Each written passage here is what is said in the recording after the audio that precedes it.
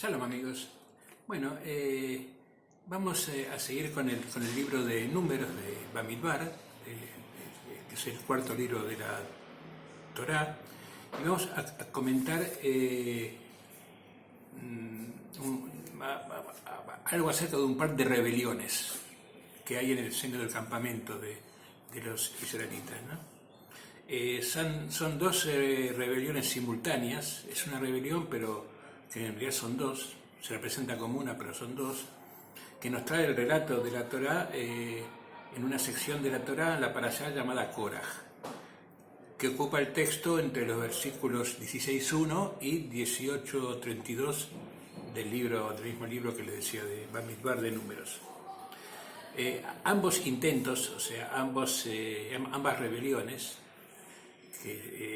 una es encabezada por Koraj y la otra liderada por Datán y Abiram, si bien están inspirados por distintas motivaciones que ahora voy a comentar, pretendían en primer lugar dejar sin efecto el mando que había en ese momento en el campamento, que era de Moshe y del hermano de Aarón, sobre el mando sobre el campamento de Israel.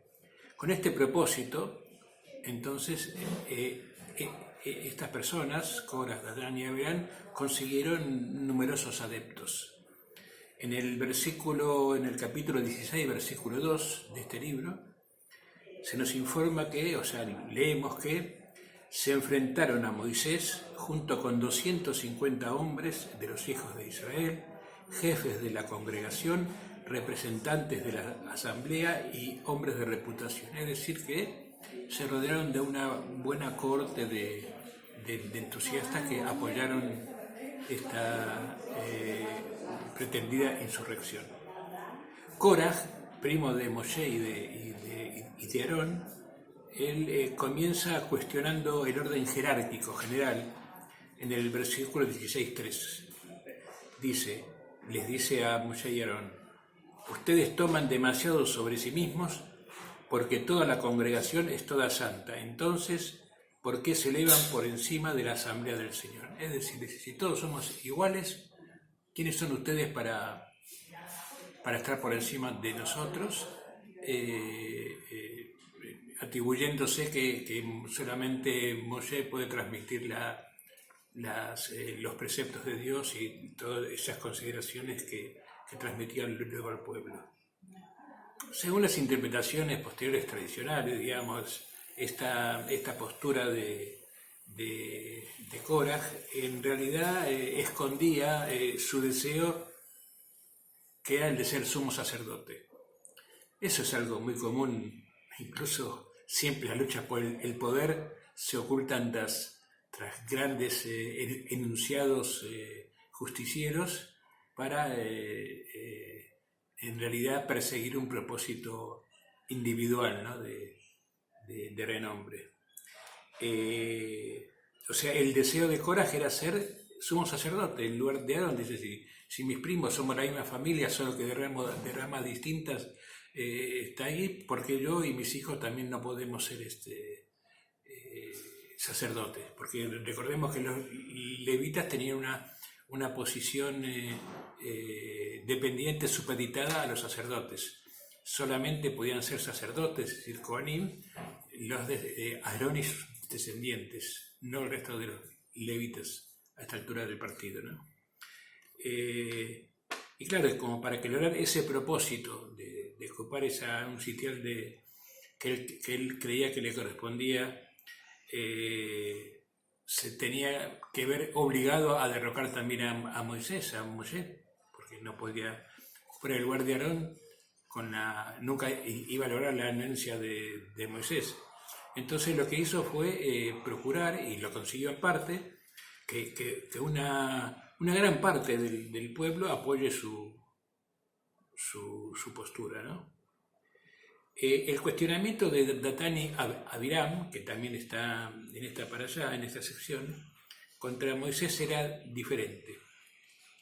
En el 16.13, en el capítulo 16, versículo 13, leemos: es poco que nos hayas sacado, o sea, son ellos que le hablan a Moisés, ¿Es poco que nos hayas sacado de una tierra que emana leche y miel para matarnos en el desierto, para que sigas actuando como un príncipe sobre nosotros? O sea, que también hay un cuestionamiento de su autoridad. ¿Quién te crees que eres tú, que nos has traído aquí al desierto, cuando en Egipto no estábamos tan mal, vienen a decir? Y además le enrostran le dicen como un príncipe, o sea, como ¿quién te crees que eres? No le dicen a Moisés, o sea, no lo reconocen de últimas. Algo parecido a lo que hacía Coraj con respecto al sacerdocio. El objetivo de Datán y Abirán era coincidente con una serie de quejas que ya hemos visto en ocasiones anteriores, de que los israelitas habían manifestado durante la travesía, que se resumía en el deseo de tener otro dirigente, pero no para seguir adelante de otra manera hacia Canaán, sino para volver a Egipto. Eso es lo que perseguían Datán y Abirán. Una gran parte del pueblo apoyó la rebelión en curso, y el Señor desplegó los correspondientes castigos, desbaratando tales planes que amenazaban por echar por tierra el proyecto divino que Dios le encargó a Moshe, de dirigir la construcción de una futura nueva sociedad con nuevas leyes en la tierra prometida. En el versículo 16-32 leemos, a propósito de este castigo: la tierra debajo de ellos abrió su boca y se los tragó a ellos y a sus casas, a todos los hombres que estaban con Coraj y a toda su propiedad. Es decir, que no le quedó nada, ni la gente ni las pertenencias. Si bien en última instancia Moshe y Aarón, después de esto, intercedieron ante el Señor, lo hicieron luego de que también una gran parte del pueblo fuese castigada, porque también hubo una gran parte del pueblo que siguieron a los rebeldes. En el capítulo 17, versículo 14, leemos: el número de los muertos por la plaga que envió el Señor fue 14.700, sin contar los que murieron a causa del asunto de Coraj. Bueno, según el relato, resulta evidente que Dios no permitió a los israelitas obrar según su libre albedrío, ¿no? Que pretendían abandonar el proyecto y tomar otro rumbo. Es decir, Dios no les permitió abandonar el proyecto y ir para otro lado. El Altísimo no ofrece dudas al respecto, porque siguió apoyando decisivamente a Moshe como líder, a pesar de esa fuerte oposición popular que suscitaba el ejercicio de su autoridad. Bueno, como conclusión, digamos, podríamos